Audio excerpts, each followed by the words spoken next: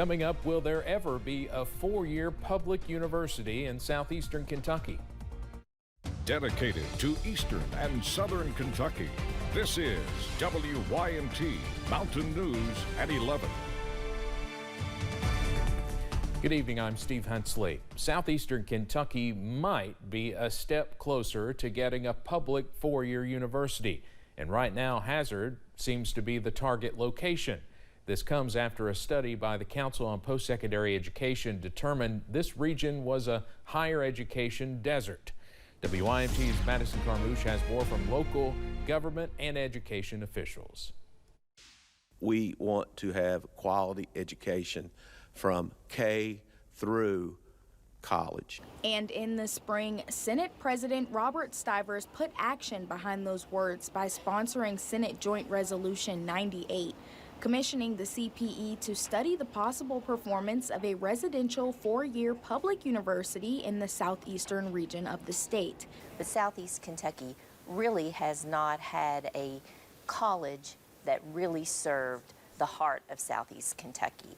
So really, these counties have become a bit of an educational desert when it comes to 4-year college degrees and above. The study noted with the combination of HCTC's large presence and Hazard's central location, the preference would be turning the community college into a standalone university.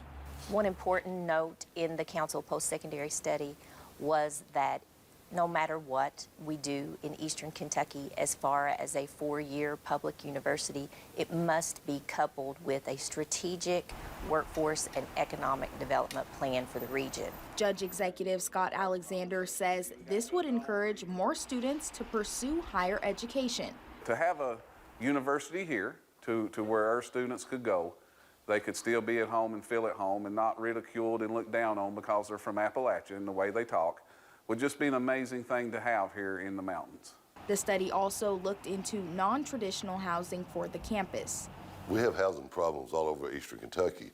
Anytime that you say you're going to build housing, it's a plus. With this study saying Hazard is the preferred location, there will be continued research about the best way to make it happen. In Hazard, Madison Carmouche, WYMT Mountain News.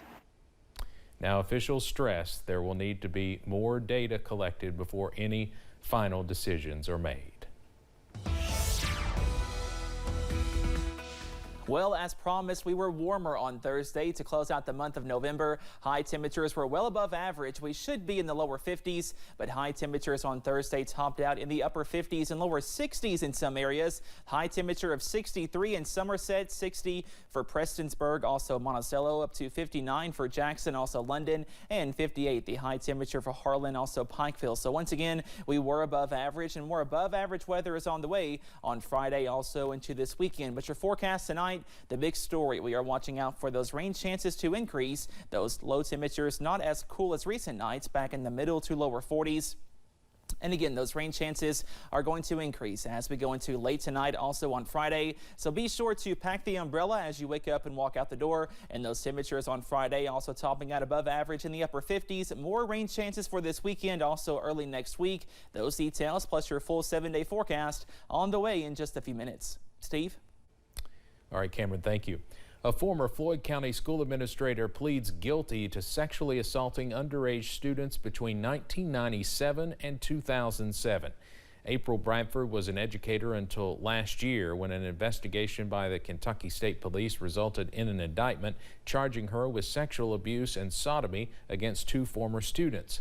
The assault survivors stood before the court today as Bradford entered a guilty plea on 8 counts of 3rd-degree sodomy and 11 counts of 1st-degree sexual abuse. Keep your eye on your kids, because any kid is vulnerable to it, and anyone of the authority can do that, and it's scary. But now there's one less person out there to bother the kids. Sentencing for Bradford is set for February 29th, and while home incarceration was recommended in the interim, the survivors say they wanted to make sure any time served on her 3.5-year sentence is done so behind bars, so she is free until sentencing. A Southern Kentucky family says it's an unspeakable loss that they believe was preventable. The Laurel County Sheriff's Office says a man is dead because of a crash involving a drunk driver. It happened Tuesday night near London. The Sheriff's Office says Wesley Allen crossed the center line on Highway 192 and hit another car. The driver, Fred Johnson, died. The coroner says alcohol was a factor in the crash. Johnson's family says they are hurt and angry. He took a good, honest, decent, hardworking man away from his wife, his kids, his grandchildren, his daughter-in-law, and we can't get him back. Allen's next court hearing is Tuesday. Leaders are looking to create a recovery hub in Whitesburg. Mountain Comprehensive Health Corporation, along with the Kentucky River Regional Health Department, are partnering to increase resources for folks in every stage of recovery, including those that might not be ready for recovery. MCHC Behavioral Health Director Sonja Adams says this will allow them to begin those relationships and offer them support and more. So we're missing an entire population that is not at the point to come and ask for help yet. By having this location and by partnering with the health department in particular, that's going to be able to provide the needle exchange services in the same location that they can get the other needs met, there's a whole new level of population that we're being able to reach. Adams says they hope to create a better and safer community while offering the space for folks to receive the help they need. Last-minute tense negotiations allowed for a 7th day of a temporary ceasefire between Israel and Hamas, and for more families to be reunited. It is not clear yet if the ceasefire will enter an 8th day in just a few hours. CBS's Natalie Brand is in Washington with the latest. Hamas released 8 more hostages after a temporary truce with Israel was extended to a 7th day. Those freed include 21-year-old French-Israeli Mia Shem, who attended the October 7th festival before the massacre and kidnapping. 55 days later, she ran into the arms of her family in an emotional reunion. In exchange, Israel released 30 additional Palestinian prisoners. Our immediate focus is working with our partners to extend the pause so that we can continue to get more hostages out of Gaza and more assistance in. On his 4th visit to Israel since the terror attack, Secretary of State Antony Blinken told Prime Minister Benjamin Netanyahu that it supports Israel's right to defend itself against Hamas, but says Israel must work to minimize further casualties when fighting resumes. But Israel has one of the most sophisticated militaries in the world. It is capable of neutralizing the threat posed by Hamas while minimizing harm to innocent men, women, and children.